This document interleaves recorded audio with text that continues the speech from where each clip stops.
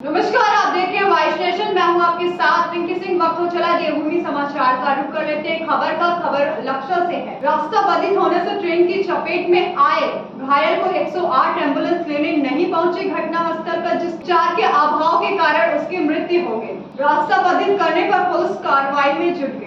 लक्सर नगर क्षेत्र में आज सुबह 10:30 बजे काठगोदाम से देहरादून जा रही जनशताब्दी एक्सप्रेस की चपेट में आकर एक उत्तर प्रदेश स्थित बिजनौर जनपद क्षेत्र निवासी करीब 70 वर्षीय अरुण कुमार शर्मा नामक रेल यात्री के पैर कट जाने के कारण एक दर्दनाक हादसा घटित हो जाने के बाद घायल को फौरन अस्पताल ले जाने के लिए मौके पर मौजूद रेलवे पुलिसकर्मियों और अन्य राहगीरों द्वारा 108 आपातकालीन एम्बुलेंस सेवा को संपर्क किया गया था, मगर मौके पर 108 एम्बुलेंस के नहीं पहुंचने तथा लंबी प्रतीक्षा के उपरांत एक निजी चौपहिया वाहन के जरिए घायल व्यक्ति को लक्सर के एक निजी अस्पताल तक पहुंचाया गया था, जहां चिकित्सा उपचार में देरी और समय से अस्पताल नहीं पहुंचने के कारण जनशताब्दी एक्सप्रेस की चपेट में आकर अपने दोनों पैर गंवा चुके घायल द्वारा दम तोड़ दिया गया। मगर इस दौरान समय से घटनास्थल पर नहीं पहुंचने के कारण 108 एम्बुलेंस पर भी बड़ा सवाल खड़ा हो चुका था, जिसके बाद 108 एम्बुलेंस के नहीं पहुंचने की सच्चाई भी अब सामने आई है। बताते चले कि अपने अस्थायी केंद्र से घटनास्थल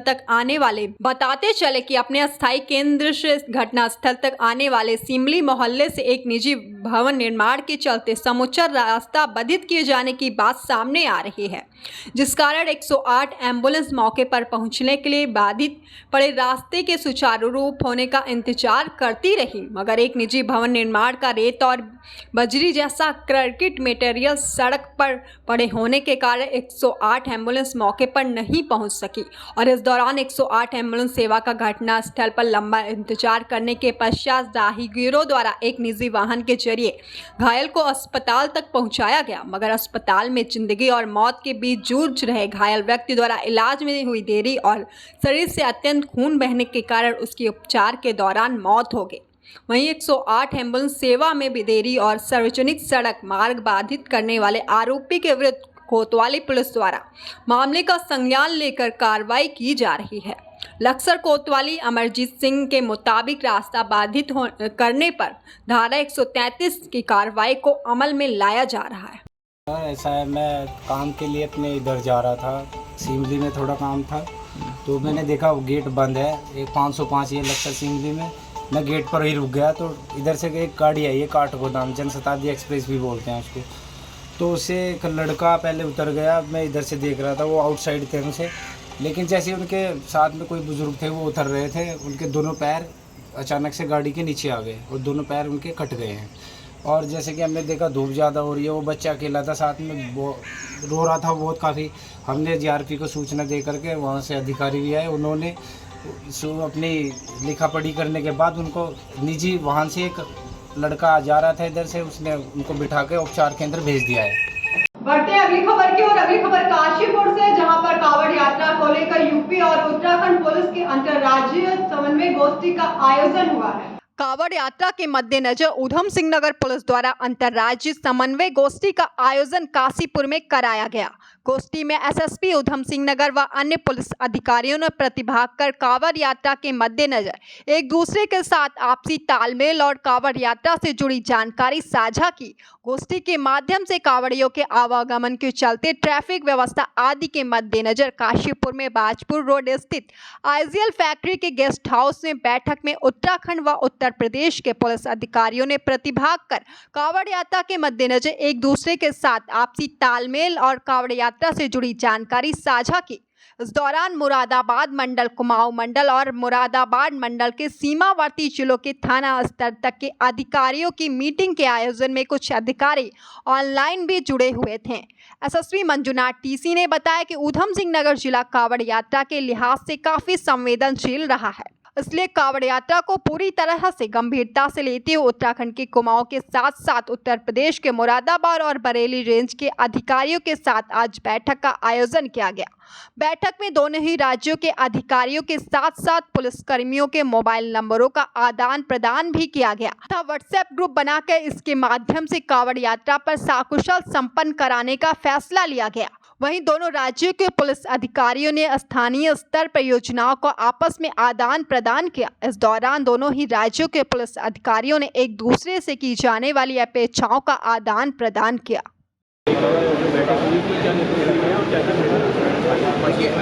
ये एक समन्वय बैठक है। कावड़ कराने वाले पुलिस नहीं होते, कावड़ गंगा मैया कराते हैं, शिव जी के आशीर्वाद से कराते हैं। परंतु एक हमेशा से तरह जो है वो कोऑर्डिनेशन मीटिंग होता है कि चीज़ें सेट है, चीज़ों सेट है।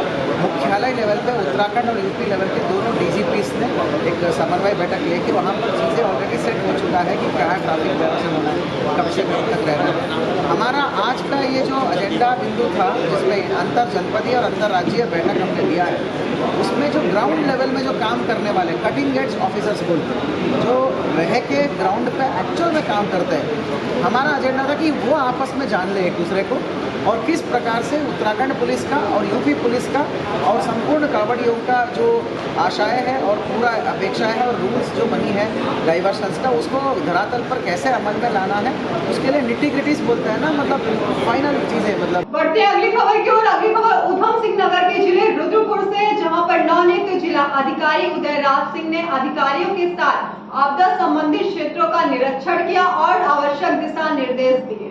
नवनियुक्त जिला अधिकारी उदयराज सिंह ने आपदा संभावित क्षेत्र का निरीक्षण किया। जिला अधिकारी ने अरविंद नगर रुद्रपुर में बेगुल सूखी नदी, उकरैली में कैलाश नदी, चीका घाट पुल के पास कैलाश नदी व नानक सागर जलाशय का निरीक्षण करते हुए संबंधित अधिकारियों के आवश्यक दिशा निर्देश दिए। उन्होंने सिंचाई विभाग के अधिकारियों को निर्देश दिए कि नदी से जो सिल्ट निकल गया है उसको नदी के किनारे से हटाने हेतु शीघ्र नीलामी की कार्रवाई करें ताकि बारिश के पानी से मलबा बहकर दोबारा नदी में ना जाए। उन्होंने उप जिला अधिकारी को निर्देश दिए कि सभी बाढ़ चौकियों में बचाव और राहत कार्य से संबंधित सभी व्यवस्थाएं दुरुस्त रखें। उन्होंने कहा आपदा प्रभावित लोगों को ठहरने के लिए अभी से आश्रय स्थलों को चिन्हित कर सभी आवश्यक व्यवस्थाएं दुरुस्त कर लें। निरीक्षण के दौरान अपर जिला अधिकारी जय भारत सिंह, उप जिला अधिकारी रवीन बीस, जिला आपदा प्रबंधन अधिकारी उमा शंकर नेगी, अधिशासी अभियंता सिंचाई BC नैनवाल आदि लोग उपस्थित थे। हम बाढ़ से कैसे लोगों को ज़्यादा सुरक्षित कर सकें और हमारी तैयारी क्या है कि बाढ़ का प्रभाव लोगों पर कम से कम हो। मैं देख रहा हूँ कि सिंचाई विभाग ने और हमारे राजस्व के अधिकारियों ने जो भी काम किया है और जो संभावित पुराने स्टडी से जो स्थितियाँ बनती हैं उनको ठीक बनाए रखने के लिए कि बाढ़ का कम प्रभाव हो। एक्सीएन साहब ने अपना पूरा प्लान समझाया कि कैसे हम बैगुल नदी में डिसिल्टिंग करा रहे हैं कि जिससे कि पानी जो है न रुके या बैकफ्लो न करे। और बैगुल नदी से लगा हुआ एक नाला है जिससे कि ये क्षेत्र कभी कभी प्रभावित होता है बैकफ्लो में, तो उसके लिए भी तैयारी कर रहे हैं। बाकी राहत शिविर टेम्परेरी जो कैंप्स हैं उनकी तैयारी SDM साहब बता रहे हैं, ADM साहब गए हैं। तैयारी है तो ऐसी कोई बात नहीं है फ़िलहाल, लेकिन हमने केवल निरीक्षण का उद्देश्य ये है कि खुद अगर हमें जानकारी रहेगी फील्ड में कहाँ क्या स्थिति है, कोई समस्या आने पर उसका निराकरण करने में थोड़ी आसानी हो, इसलिए एक निरीक्षण किया मैंने। और तैयारियां कहीं अगर कमी है तो उसको बताएंगे। कोई और चीज़ सुझाव हो तो आप बताएं। बढ़ते अगली खबर की ओर। अगली खबर लालकुआं से, जहां पर वेतन विसंगतियों को दूर किए जाने को लेकर पूर्व सैनिकों ने एक दिवसीय भूख हड़ताल करते हुए प्रदर्शन किया है। देश के पूर्व सैनिकों की विभिन्न मांगों का समाधान नहीं होने से आक्रोशित पूर्व सैनिकों ने आज लालकुआं तहसील परिसर में पूर्व सैनिक संगठन बिंदुखत्ता के तत्वाधान में एक दिवसीय भूख हड़ताल करते हुए प्रदर्शन किया। साथ बताते चले कि वेतन विसंगतियों को दूर किए जाने, वन रैंक वन पेंशन सहित अपनी विभिन्न मांगों को लेकर देश भर में पूर्व सैनिकों के द्वारा प्रदर्शन किया गया था, जिसमें केंद्र सरकार से जल्द समाधान की मांग की गई थी। लेकिन आज कई महीने बीत जाने के बावजूद कोई समाधान नहीं होने से पूर्व सैनिकों का आक्रोश बढ़ता ही जा रहा है, जिसके विरोध में आज एक दिवसीय भूख हड़ताल करते हुए जमकर प्रदर्शन किया। इस दौरान पूर्व सैनिक संगठन के अध्यक्ष खिलाफ सिंह दानू ने कहा कि देश भर में बीते महीने पूर्व विभिन्न मांगों को लेकर प्रदर्शन किया गया था और देश की महामहिम राष्ट्रपति प्रधानमंत्री को सांसदों के माध्यम से ज्ञापन भेजा गया था। लेकिन केंद्र सरकार द्वारा कई महीने बीत जाने के बाद कोई समाधान नहीं हुआ है, जिस क्रम में पूर्व सैनिकों के द्वारा आज भूख हड़ताल का निर्णय लिया गया। यदि मांगों का समाधान नहीं होता है तो 6 जुलाई को दिल्ली में आयोजित विशाल प्रदर्शन में लाल कुआं, बिंदु खत्ता, हल्दू चौड़ के सैकड़ों पूर्व सैनिक शिरकत करेंगे। हमारे ऑल इंडिया फेडरेशन के अध्यक्ष हैं सूबेदार अर्जुन सिंह राठौर साहब, उनके दिशा निर्देश हम सभी लोगों को पूरे भारत में आते हैं। जैसा दिशा निर्देश वो देते हैं वैसी एक जैसी मांगें पूरी भारतवर्ष की हम लोगों ने माननीय प्रधानमंत्री जी, माननीय रक्षा मंत्री जी, महामहिम राष्ट्रपति महोदया, सबको हमने यहाँ से प्रेषित किए हैं। सांसदों के द्वारा, हमारे सांसद तो उस दिन उनका बर्थडे था, वो मिल नहीं पाए हमको, हमने बाय पोस्ट उनको सब भेजा है। और उन मांगों के बारे में जो हमने यहाँ से एसडीएम साहब के माध्यम से तहसील से भी दी थी, उनका कोई उत्तरोत्तर नहीं हमको प्राप्त हुआ है।